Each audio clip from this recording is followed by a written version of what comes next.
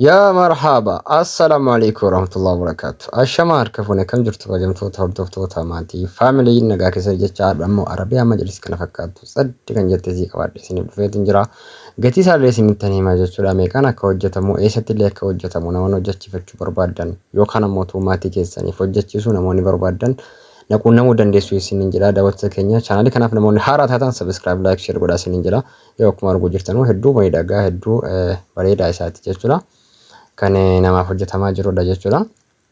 Osoo sirriitti immoo farrashamee mana keessa farrashamee wal ga'ee ammoo kana caala bareedaa yoo akkuma argitan bootaan xabbaabbii waan ta'eef ammaaf gimmaashii isaatu farrashamee jira jechuudha. Kanaaf namoonni Arabiyaa Majlisii kana barbaadan Aggaaruuf naannoo ishee kan taatan jechuudha. Magaalaa Aggaaruutti hojjetama. Warri beektan ni beektu jechuudha. Kanaaf namoonni barbaadan lakkoofsa bilbilaa WhatsAppii 938805639 naquunnamuu dandeessu. Deemnee mana keessan safarree isiniif hojjanna jechuudha.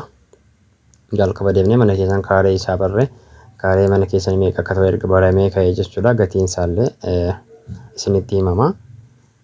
Sana booda qabdii ergitanii jennaan yeroo gabaabaa keessatti torban tokko keessatti isiniif hojjetamee xumurama jechuudha. Kanaaf naquunnamaa isiniin jala daawwattoota keenya kana malees erga tiraasii adda addaa isa gatii gadi aanaa jechuudha. Maatiidhaaf namoonni hojjechiisuu barbaadan yeroo kamiyyuu onlaayinii irra waan hin jiruuf naquunnamuu dandeessu.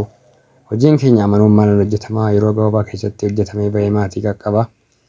Kanaaf warreen amma duraan biratti hojjechiifatan nuuf ragaa bahuu ni danda'u jechuudha. Kunillee boondii diintinaadhaan kan hojjetame jechuudha. Namoonni miidhaan kan hojjetamedha.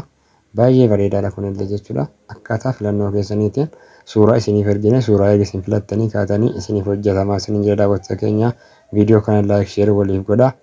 Kanaaf gaaffii yoo qabaattan lakkoofsa WhatsAppii amma isiniif kaa'een nagaafachuu dandeessu isiniin jedha. Yeroo gabaabaa keessatti hojjennee xumurree isin biraan geenyaa like share gochuu hin dagatinaa. Gaaffii yoo qabaattan nagaafadhaa.